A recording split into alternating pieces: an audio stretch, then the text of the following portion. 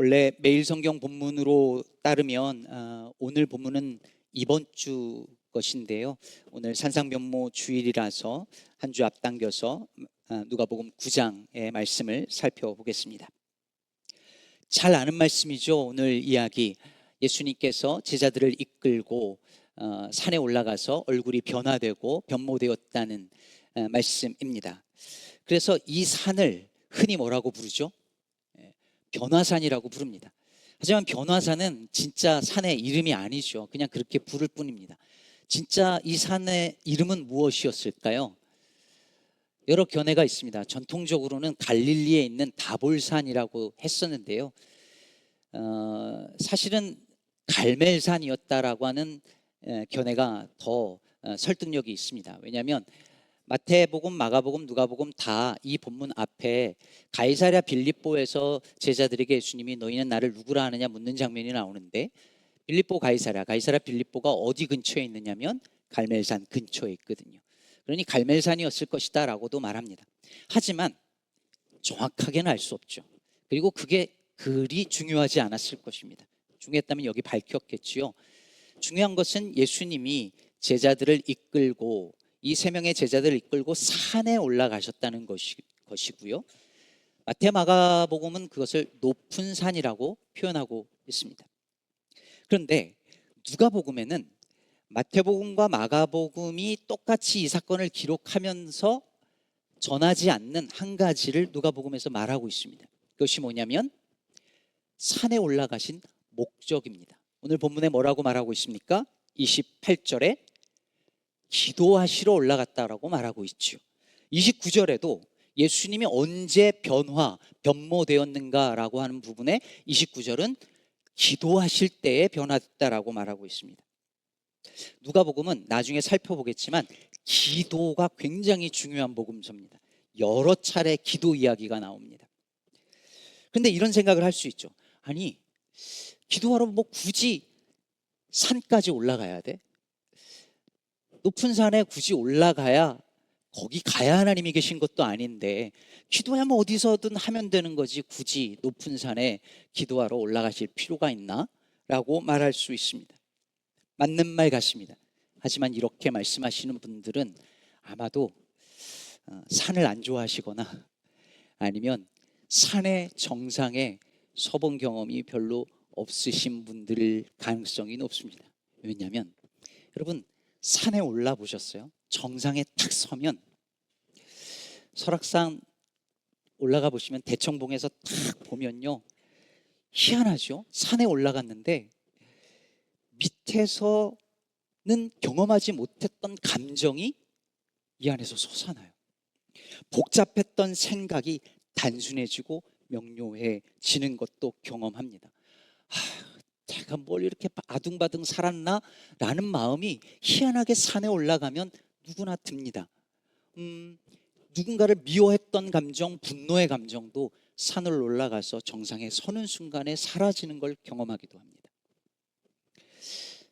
여러분, 기도는 언제 어디서나 할 수 있지만 때로는 특별한 시간, 특별한 장소가 필요한 때가 있습니다. 일상은 너무 중요하지만 때로는 일상의 걸음을 멈춰서서 천상을 경험해야 할 때가 있어요.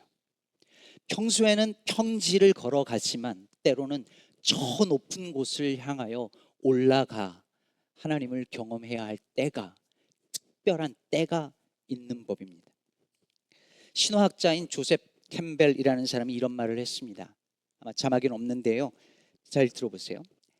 아침에 실린 소식들이, 즉 뉴스들이 닿지 않는 방, 또는 그런 시간이나 그런 날이 당신에게 있어야 한다. 당신이 누구이고 어떤 사람이 될 수 있는지를 온전히 경험하고 말할 수 있는 그런 장소가 필요하다. 제게는 매일의 새벽 기도가 그런 시간입니다. 새벽 기도가 높은 산입니다. 예수님에게는 이 산이 바로 그런 장소였던 거죠. 그렇다면 예수님이 그 속에서, 그 산에서 경험한 건 무엇이었을까요? 함께 간 이 세 명의 제자들이 본 것은 무엇이었을까요? 오늘 본문 29절에 다시 보면 기도하실 때에 용모가 변화되고 그 옷이 휘어져 광채가 나더라 라고 말하죠. 그리고 이어서 30절에 보면 문득, 여러분 문득 이렇게 번역했지만 원래는 look, 보라 이거예요. 뭐가 보입니까? 두 사람이 예수와 함께 말하는 게 보이는데 누굽니까? 모세와 엘리야입니다. 그런데 이것에 대해서 31절은 이렇게 표현하고 있습니다. 그들이, 즉 모세와 엘리야가 영광 중에 나타나셨다는 거예요. 그리고 32절에 이 표현이 또 나옵니다. 예수의 영광과 및 함께 선 두 사람들을 제자들이 보았다는 거죠. Look, 모세와 엘리야가 영광 중에 나타나서 예수님과 말씀을 나누신다. 그걸 본 거예요. 근데 이게 다가 아닙니다. 그럼 오늘 본문이 28절부터 시작하잖아요. 근데 27절을 보실까요? 27절을 보면 예수님이 제자들에게 이렇게 말씀하십니다. 내가 참으로 너희에게 이르노니 여기 서 있는 사람 중에 죽기 전에 하나님 나라를 볼 자들도 있느니라 라고 말씀하시고 바로 이어서 28절이 이렇게 말하는 거예요. 이 말씀을 하신 후 8일쯤 되어 예수께서 베드로와 요한과 야고보를 데리고 기도하러 산에 올라가사 뭘 본 거예요? 예수의 영광을 본 거죠. 종합해 볼까요? 너희들 중에서는 살아서 죽기 전에 하나님 나라를 볼 자가 있다라고 말씀하시고 며칠 뒤에 제자들 3명을 데리고 이끌고 산에 올라가사 예수의 영광을 보여주셨다면, 보게 하셨다면 그들이 본 거는 정확하게 무엇입니까? 하나님의 나라, 하나님 나라의 영광을 본 거죠. 바로 이것이 우리가 특별한 시간과 특별한 장소를 구별하여 예배하면서 우리가 간절히 바라는 그것 아닙니까? 하나님의 나라, 그 영광. 우리가 저 높은 곳을 향하며 지금 이 예배를 드리며 저 높은 곳을 향하여 올라가며 기대하고 바라는 것, 그거 한 가지 아닙니까? 하나님의 영광, 예수의 영광, 하나님 나라의 그 영광을 보기를 원하는 것 아닙니까? 오늘 이 예배가 저와 여러분에게 그 영광을 바라보는 시간이 되기를 축복합니다. 우리 시카고 기쁨의 교회가 그 예수의 영광, 하나님 나라의 영광을 볼 수 있는 그 높은 산이 되기를 간절히 바랍니다. 그런데 여러분, 왜 예수님은 이 경험을 하셔야 했던 것일까요? 제자들은 왜 이곳에서 이 영광을 봐야 했던 걸까요? 그러면 지난 주일 설교 기억하시나요? 누가복음 4장에서 예수님께서 마귀에게 3가지 시험을 받으시죠. 두 번째 시험 기억하십니까? 무엇입니까? 마귀가 예수를 데리고 높은 곳으로 올라갑니다. 그리고 어떻게 합니까? 천하만국을 보여주면서 이렇게 말합니다. 이 모든 권위와 영광을, 뭐를? 영광을 너에게 주겠다. 누가복음은 어디로 올라갔는지를 정확하게 표현하고 있지 않지만 마태, 마가는 거기가 높은 산이었다라고 말하고 있습니다. 그럼 여러분, 마귀가 예수님을 데리고 높은 산으로 올라가서 보여준 것은 이 세상 나라이고 예수님에게 주겠다고 한 것은 그 나라의 영광, 세상의 영광이죠. 그런데 예수님께서 제자들과 함께 올라가서 본 것은 하나님의 나라고 제자들이 경험한, 본 것은 하나님 나라의 영광이었습니다. 사랑하는 성도 여러분, 오늘 우리가 이 자리에 와서 구하고 있는 것은 어떤 영광일까요? 하나님 나라의 영광입니까? 세상 나라의 영광입니까? 과연 우리는 무엇을 보고 싶어서 여기에 온 것일까요? 어떤 이들은 교회에 와서조차, 아니 사실은 많은 대부분의 그리스도인들이 교회에 와서 세상의 영광을 구합니다. 세상의 영광을 구하는데 신앙이 도움이 되는 거예요. 자녀를 위해 산에 올라가 기도합니다. 근데 그 기도의 내용의 핵심이 무엇입니까? 우리 자녀가 세상에서 영광스럽기를, 세상의 영광을 얻기를, 세상의 권위와 영광을 얻기를 기도합니다. 그 기도를 위해서 예배 가운데 나오고 기도 가운데 나오고, 그것도 모자라서 산으로 올라가서 내 자녀가 세상의 영광을 얻게 해달라고 기도하는 것이 오늘날 우리 신앙의 현실 아니냐 말입니다. 프랑스 작가 장 루이 프루니에가 쓴 하느님의 이력서라는 책이 있는데요, 이 책에 보면 천지를 지으신 전능자 하나님이 천지를 창조하시고 나서 뭐 새로운 일거리가 없을까 해서 이 땅으로 내려오세요. 그래서 취직을 하시려고 대기업에다가 본사에 이력서하고 자기소개서를 넣으십니다. 그래서 이력서를 다 보내고 소개서를 딱 보내고 나니까 서류 심사에서 통과해서 면접을 보라고 합니다. 그래서 면접을 하나님이 보시는 거예요. 그래서 거기 그 인사부장이 면접을 하는데 하나님에게 많은 질문을 던집니다. 지극히 세속적인 질문이죠. 하나님이 나름 대답을 하시는데 이 인사부장이 영 마음에 들지 않아 합니다. 그리고 이제 결과를 기다리는데 어떻게 됐을까요? 하나님이 똑 떨어지십니다. 탈락했다는 편지를 받습니다. 그럼 왜 떨어지셨을까요? 하나님이, 하나님의 성품이 이 사회가 요구하는 그 자격, 즉 돈과 권력을 중심으로 만들어진 이 사회의 질서와 너무나 달랐기 때문입니다. 안 맞는 거예요. 그렇다면 여러분, 우리는 어떨까요? 우리는 하나님도 못 맞추시는 그 세상의 자격과 기준에 너무 잘 핏하게 살아가고 있는 건 아닐까요? 아니면 그걸 맞추려고 기를 쓰며 애쓰며 살고 있는 건 아닐까요? 우리에겐 세상의 권위와 영광을 주겠다고 나를 유혹하는 그 마귀의 괴계를 물리치기 위한 하늘의 힘이 필요합니다. 그것이 바로 우리가 날마다 세상의 영광이 아니라 하나님의 그 예수의 영광을 바라보아야 하는 이유입니다. 그렇다면 예수의 영광은 어떤 것일까요? 그게 세상의 영광과 어떻게 다를까요? 오늘 본문 31절에 보면 모세와 엘리야가 영광 중에 나타나서 장차 예수께서 예루살렘에서 별세하실 것을 말합니다. 여러분, 이게 그냥 읽어서 그렇지 이게 기가 막힌 말씀이에요. 여러분 생각해 보세요.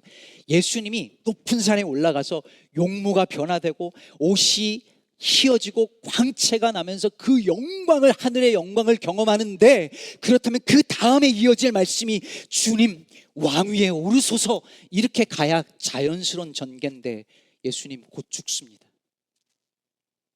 그 영광을 경험한 예수님에게 곧 결세하십니다. 이 말씀을 전하는 거예요. 무슨 영광이 이렇습니까? 그런데 여러분, 예수님의 영광은 십자가 죽음이 아니면 결코 얻을 수 없는 영광이었습니다. 이제 얼마 후면 예수님이 또 산에 올라갈 것입니다. 그 산 이름은 무엇일까요? 해골이라 불리우는 갈보리산에 오르십니다.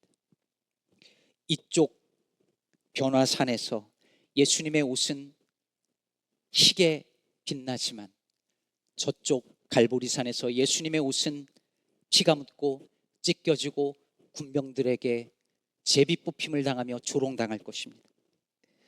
이곳 변화산에서 예수님의 양옆에는 모세와 엘리야가 있지만 저곳 갈보리산에선 양옆에 강도가 달릴 것입니다. 이곳 변화산에서는 호련히 빛이 구름으로 임하고 덮지만 갈보리산에서는 온 땅에 어둠이 덮일 것입니다. 변화산에서 베드로는 여기가 좋사오니 하면서 예수님과 함께 영원히 있을 것처럼 말하지만 갈보리산에서 베드로는 예수님을 모른다 하며 부인하며 이미 도망갔을 것입니다. 그래서 예수님은 이 변화산의 영광 중에서 분명히 저곳 갈보리산의 고난을 보고 계셨을 것입니다. 그리고 그 갈보리산에서 고난 중에 예수님은 변화산의 영광을 보고 계셨을 것입니다.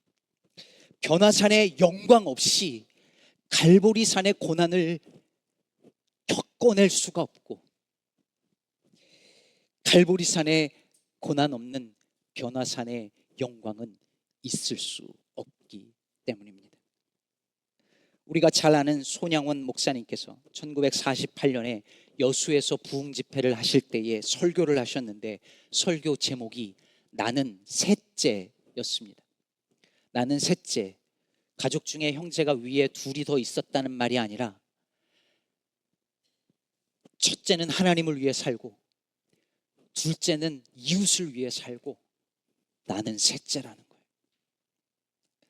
셋째로 살자는 거예요. 평생 하나님을 첫째로 여기고 이웃을 둘째로 여기고 나를 셋째로 여기며 살자고 설교하십니다. 제 한국에서 신학교 은사님이셨던 송기득 교수님께서 중학교 2학년 때 그 자리에서 그 설교를 들으시고 너무 은혜를 받아서 나는 셋째 이걸 써서 책상에 붙여 놓으시고 피 흘리기까지 내가 이 셋째의 삶을 살겠다고 결심을 하시고 평생 그렇게 사셨습니다. 제자들인 우리들은 교수님이 정말 그렇게 사셨다는 것을 압니다. 여러분, 내가 먼저라고, 내가 우선이라고, 내가 첫째라고 여기는 이 세상 속에서 나는 세 번째라고 여기며 살려면 나를 끊임없이 부인해야 합니다. 그래서 오늘 본문 앞에 9장 23절에서 예수님은 이렇게 말씀하십니다.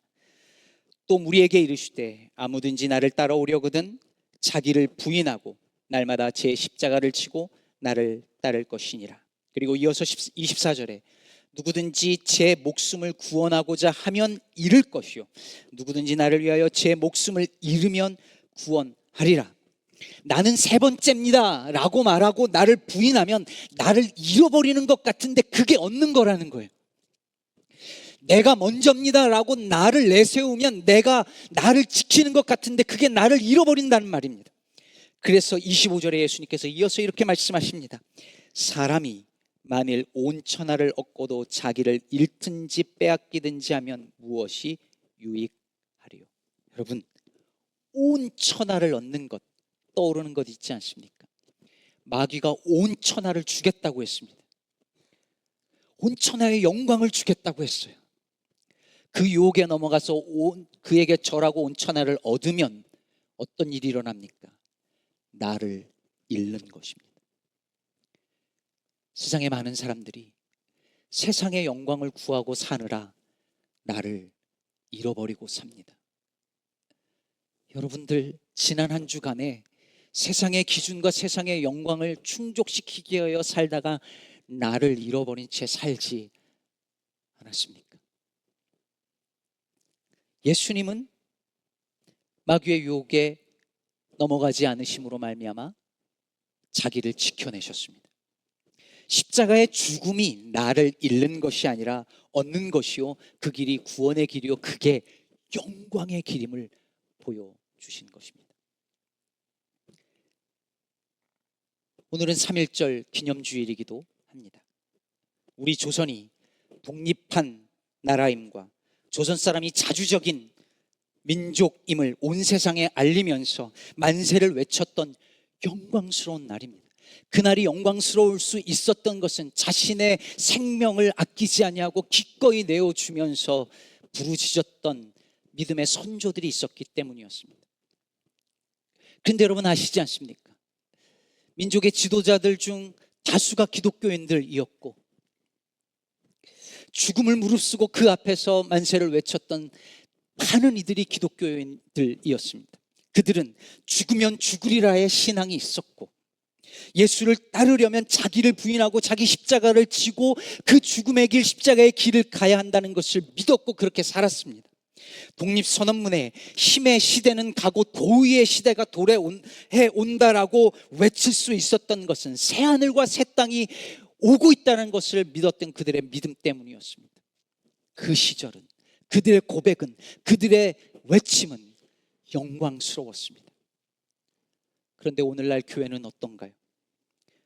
오늘날 교회는 자아를 부인하는 훈련장이 아니라 자아를 실현하고 욕망을 부추기는 곳이 되었고 하나님 나라의 영광보다 세상 나라의 영광을 더 부추기는 집단이 되어가고 있습니다. 가난하고 힘없는 자들이 아니라 부자와 권력자들의 편에 서는 종교가 되었습니다. 목사들은 불의한 정권을 꾸짖는 선지자가 아니라 그들의 머리에 손을 얹고 축복해주는 성전 제사장이 되었습니다. 오늘날 한국 교회는 더 이상 영광스럽지 않습니다. 힘의 시대는 가고 도의의 시대가 돌아온다고 기대했던 3.1절 정신이 무색할 만큼 오늘날 전 세계는 다시 힘의 시대가 도래하는 것 같습니다. 약소국을 짓밟고 핍박하는 강대국의 탐욕과 파시즘이 춤을 추고 있습니다. 그저께 우리는, 그리고 전 세계는 전쟁 중에 있는 한 나라의 대통령을 초청해 놓고 양복이 있기는 하느냐 하며 그의 옷을 가지고 낄낄대고 조롱하는 이 나라의 최고 권력자들의 천박함과 악함을 보았습니다. 지금 이 나라는 하나도 영광스럽지 않습니다. 미국의 전역한 군인들이 눈물을 흘리며 분노하는 영상이 소셜미디어에서 돌기도 했습니다. 전쟁에 참여했던 이들이 볼 때 그 장면은 너무 수치스러웠던 것입니다. 오늘 변화산에서 광채가 나도록 빛났던 예수님의 옷은 곧 찢겨지고 군병들에 의해서 제비뽑힘을 당하며 군인들은 그 옷을 가지고 낄낄대고 조롱합니다.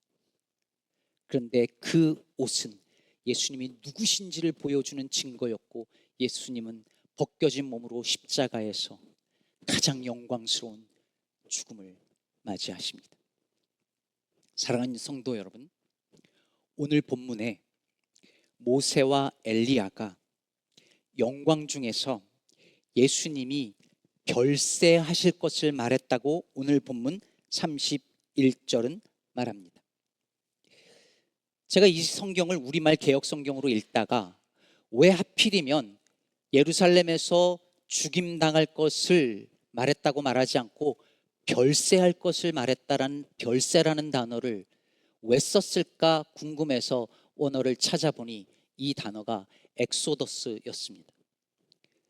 엑소더스, 출애굽을 의미하는 단어입니다. 그렇다면 이게 무슨 의미겠습니까? 이스라엘 백성들이 이집트의 압제로부터 출애굽하여 구원받은 것처럼 예수님이 죽으심으로 말미암아 우리를 죄와 사망의 권세에서 새롭게 출애굽하여 우리를 구원하신 것입니다. 우리는 별세하신 예수님을 믿는 믿음으로 구원받는 것입니다. 지금은 돌아가신 고 이중표 목사님께서 저 유명한 별세 신앙을 외쳤습니다. 별세 신앙은 죽어서 천국 간다는 그런 신앙이 아니라 이 땅에 살아가는 동안에 내가 죽어야 예수님과 하나 되어 이 땅에서도 천국을 경험하며 살 수 있다는 신앙을 의미합니다. 그래서 별세는 죽는 것을 의미하지만 별세, 특별한 세상을 의미하는 별세상을 의미하기도 합니다. 별세해야 별세상, 즉 전혀 다른 세상인 하나님 나라에 들어갈 수 있다는 말입니다. 힘과 권력으로 세상의 영광을 추구하는 것이 디폴트 값이 되어져 버린 이 땅에서 사는 우리는 점점 제국의 탐욕이 노골화되어지는 다시 나치의 망령이 고개를 들고 있는 이 시대를 살아가는 우리는 다시 별세 신앙으로 돌아가야 합니다. 세상의 영광이 아니라 하나님 나라의 영광만을 구하며 죽으면 죽으리라는 마음으로, 예수의 십자가가 아니면 그 영광에 이를 수 없다는 마음으로, 나를 부인하고 제 십자가를 지고 예수를 따르는 마음으로 살아가는 그 믿음의 삶입니다. 저 높은 곳을 향하여 그 믿음으로 올라가고, 그래서 그 하나님의 영광을 보고 오늘 본문 속에 예수님이 그러셨던 것처럼 다시 저 낮은 곳으로 내려와 사람을 살려내고 구원하는 사명을 감당하는 저와 여러분 되시기를 주의 이름으로